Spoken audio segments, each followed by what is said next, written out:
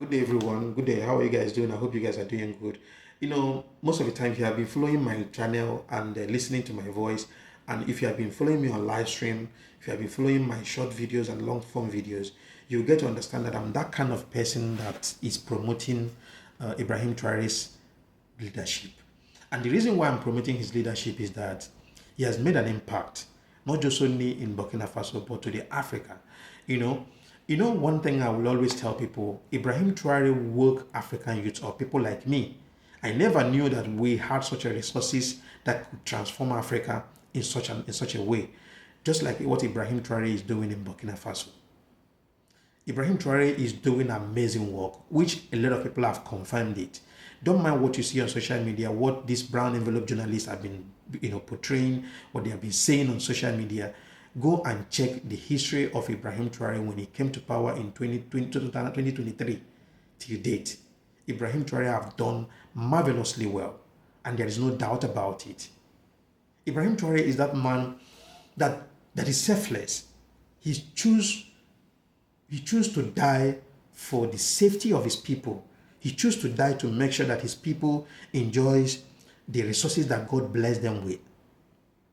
Somebody that came to power within a short period of time, he recovered all the mining sites in Burkina Faso. He built, infrastructure development, building roads, giving his people over 5,000 kilometer paved road, building companies that are employing people, creating job opportunities and all that. This is a leader that is intentional. Not just only that, building a refinery that will be refining their resources in Burkina Faso. So why will you see such a leader and you still tag him a dictator or a tyrant? Now, there's a news that I saw today. I saw this news and I felt very, very bad. He said Burkina Faso has officially broken off diplomatic relationship with France as of June 26, following a thorough government assessment citing years of worsened ties over security, sovereignty, and alleged foreign interference. He said Communication Minister Gilbert Oderogo announced on state television that essential conditions of mutual respect and non-interference are no longer in place, explicitly accusing France of supporting subversive network and terrorism amid Burkina Faso's decade-long battle against a deadly region insurgency. He said the decisive rupture marks a significant escalating in the West African nation's effort to distance itself from its former colonial ruler and redefine its national sovereignty. This is a leader that is intentional. This is a leader that wants the best for his people. This is a leader that is not selfish, that does just not want to accumulate wealth for himself. This is one reason that I'm always angry with Jomai Faye of Senegal. This is one reason. This was the steps that I expected of Senegal to take before now. Because we all know how Jomai Faye came to power. We all know how Ousmane Sonko fought head on head with Macky Sall and put Ousmane Sonko there. Put Jomai Faye there. What could Jomai Faye do to reciprocate that kind gesture was to betray Ousmane Sonko. He did not just only betray Ousmane Sonko, he betrayed the people of Senegal by going back to same colonial masters who has been holding them ransom for a very long time, depriving them of essential, amenities, depriving them of constant electricity, depriving them of good pipe-borne water, depriving them of good access roads, depriving them of good medical facilities, depriving them of quality education. These same colonial masters that subjected his people into abject poverty. I went to Senegal a few weeks ago or a few months ago. What I saw in Casamance was nothing to write home about. There was no road. There's no good access road in Casamance. So Jomai Faye decided to go back to these same people that have been holding them ransom, romancing with them and making ties, building ties with them.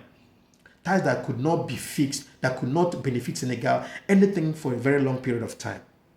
That is that chain that Ibrahim Traore has broken today.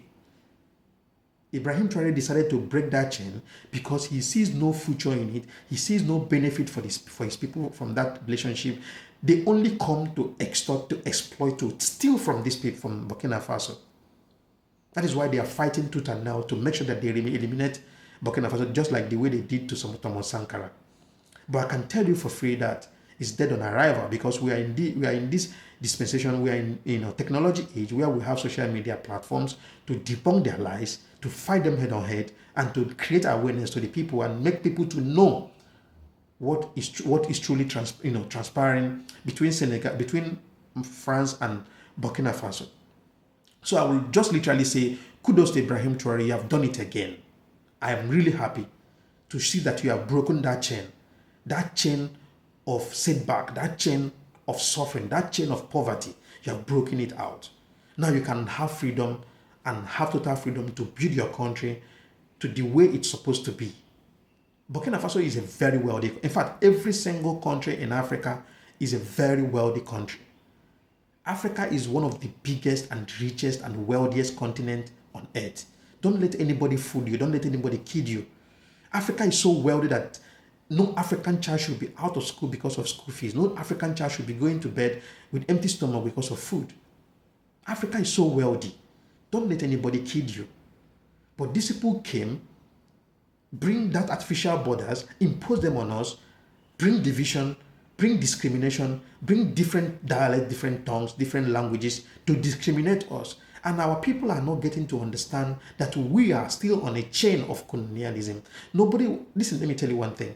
I keep seeing people celebrating independence. To me, there is nothing like independence in Africa.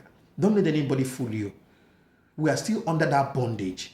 Nigeria is still under the colonial rule of British. Burkina Faso was, and that chain has broken today. Senegal is still there. Guinea-Conakry is still there. Niger Republic is still there. Mali is fighting head on head to break the same chain. Niger Republic is also fighting head on head to break that chain. Mali is doing the same thing. But Guinea-Conakry, that we were celebrating that they got a revolution, still went back to the same country that are holding them ransom. So what is the sense of the revolution that they had? So almost every country in Africa is still under the chain of the colonial masters, until the day we realize, we decide to take hold of our resources by ourselves, start utilizing them, start building our continent, knowing fully well that there's no other place we can call home than Africa. Knowing fully well that nobody else will come to fix Africa but we Africans. Knowing fully well that there is no resources that we can use to build Africa than our resources. These people will use the right hand to give you loan and use left hand to collect it back. And when they are collecting it back, they are collecting with conditions. I just pray that Africans will wake up and get to realize their position in the world and understand that we are not being regarded. Imagine Africa as a continent. No, there is no country in Africa that has a permanent seat in the UN Security Council. I am so shocked. I was so shocked when I heard that from Ruto, William Ruto of Kenya. He said it clearly that there is no country in Africa that has a permanent seat in the UN Security Council. This is how ridiculous we have become. This is how they ridicule us and tag us third world countries. And these guys are the ones that made Africa poor as we are today. These same people that Africa contributed immensely in rebuilding their continent after Second World War. It's crazy. I just pray that our mindset will be open, our eyes will be open, we get to know who is our enemies and who are our friends. Thank you very much, and I will see you guys in the next one.